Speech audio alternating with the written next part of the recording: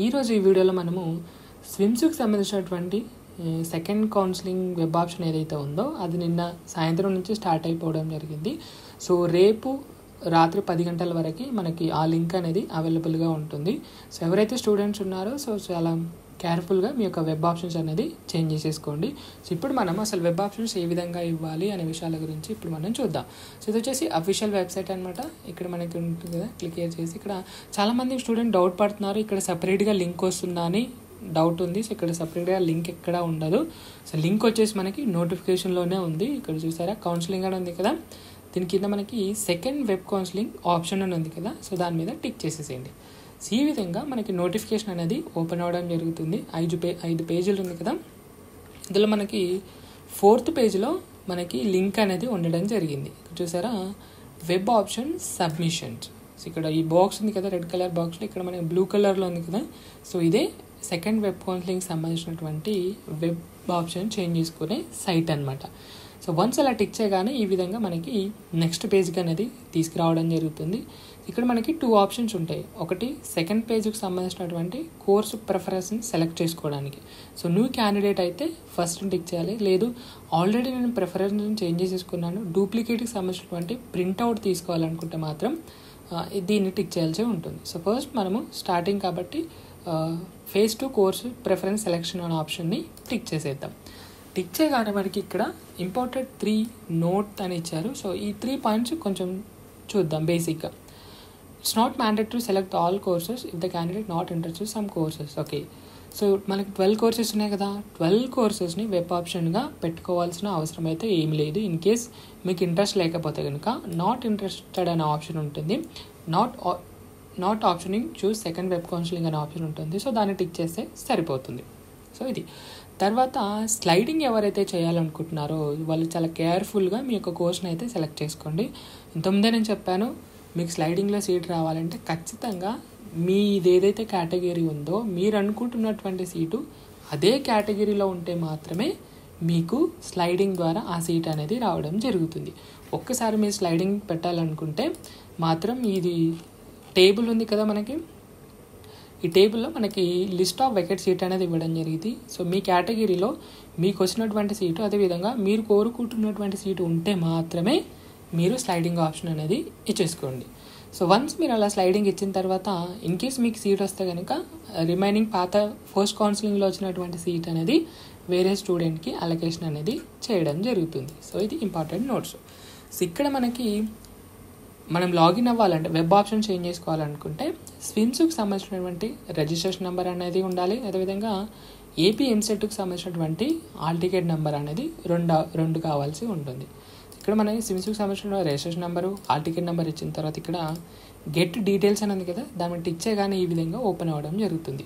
So గుర్తుపెట్టుకోండి, registration టైంలో మీరు ఇచ్చినటువంటి మొబైల్ నెంబర్ ఏదైతే ఉందో సో దానికి మాత్రమే ఓటీపీ అనేది వెళ్ళడం జరుగుతుంది. సో వెబ్ ఆప్షన్ చేంజ్ చేసుకోవాలనుకుంటే మాత్రం ఖచ్చితంగా అదే మొబైల్ నెంబర్కి ఓటీపీ అనేది వస్తుంది. సో వితౌట్ ఓటీపీ మీరు వెబ్ ఆప్షన్స్ అనేది చేంజ్ చేసేసుకోలేరు. ఎవరైనా ఫోన్ నెంబర్ మార్చుకుంటే మాత్రం సో వాళ్ళని ఏం చేయలేరు. ఇక మీరు యూనివర్సిటీకి సంబంధించినటువంటి టెక్నికల్ టీంకి మాత్రమే అప్రోచ్ అవ్వాల్సి ఉంటుంది. సో ఈ నెంబర్కి ఓటీపీ అనేది మనకి రావడం జరుగుతుంది. ఓటీపీ మనకు A to Z 6 డిజిట్స్ అనేది ఉంటుంది.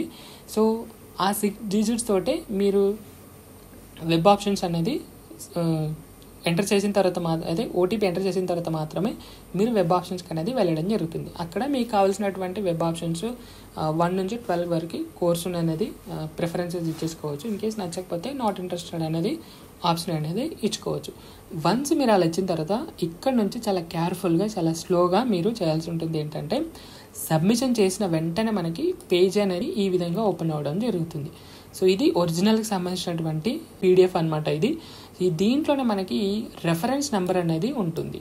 సో మీకు డూప్లికేట్ సంబంధించినటువంటి ఏదైతే ఉందో చూసారా, ఇక download SVIMS second phase updated course duplicate print. So మీకు డూప్లికేట్ ప్రింట్ కావాలంటే మాత్రం ఖచ్చితంగా మనకి రెఫరెన్స్ నెంబర్ అనేది కావాలి.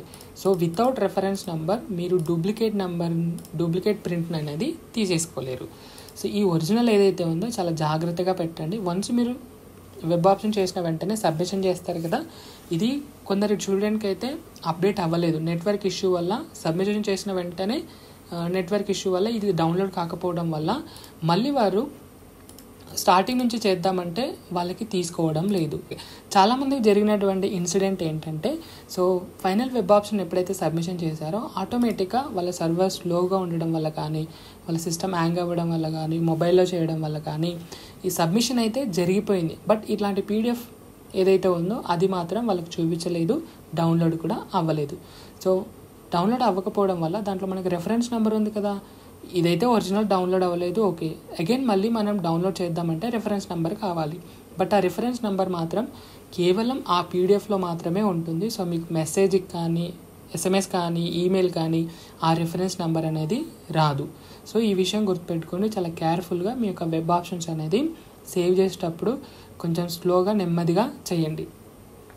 ఫర్ ఎగ్జాంపుల్ మీరు సబ్మిషన్ చేశారు, సో ఇట్లాంటి పీడిఎఫ్ అనేది మీకు రాలేదు. అగైన్ మీరు మళ్ళీ స్టార్టింగ్ నుంచి ట్రై చేయాలనుకున్నారనుకోండి, ఇట్లా మనకి చూపిస్తుంది phase 2 details already captured. So already captured అయిపోయింది. సో మీరు దీన్ని ఏం చేయలేరు, ఇక మళ్ళీ స్టార్టింగ్ నుంచి వెబ్ ఆప్షన్స్ అనేది పెట్టేసుకోలేరు.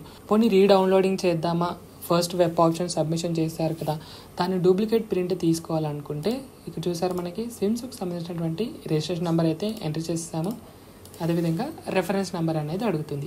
ఈ రెఫరెన్స్ నెంబర్ ఎక్కడ ఉంటుంది, మనకు డౌన్లోడ్ అయితే ఆ పీడిఎఫ్లోనే మాత్రమే మనకు ఫస్ట్ రెఫరెన్స్ నెంబర్ అనేది ఉంటుంది. సో దాన్ని ఎంటర్ చేస్తే మాత్రమే మీకు డూప్లికేట్ ప్రింట్అవుట్ అనేది రావడం జరుగుతుంది. సో అందువల్ల వెబ్ ఆప్షన్స్ పెట్టేటప్పుడు చాలా కేర్ఫుల్గా నెమ్మదిగా మీ యొక్క వెబ్ ఆప్షన్స్ అనేది పెట్టేసుకోండి. సో ఈ విధంగా పెట్టిన తర్వాత మనకి ఇక్కడ రెఫరెన్స్ నెంబర్ ఉంటుంది, కోర్స్ అప్డేటెడ్ ఎప్పుడు చేశారు మీరు, అదేవిధంగా మీ యొక్క రిజిస్ట్రేషన్ నెంబరు, మీ యొక్క EAMCET rank, hall ticket number, EAMCET rank, అదేవిధంగా జెండరు, కేటగిరీ, ఎస్వి మీరు ఎస్వియా, అన్రిజర్వ్డా, టీటీడీఎం కేటగిరీ.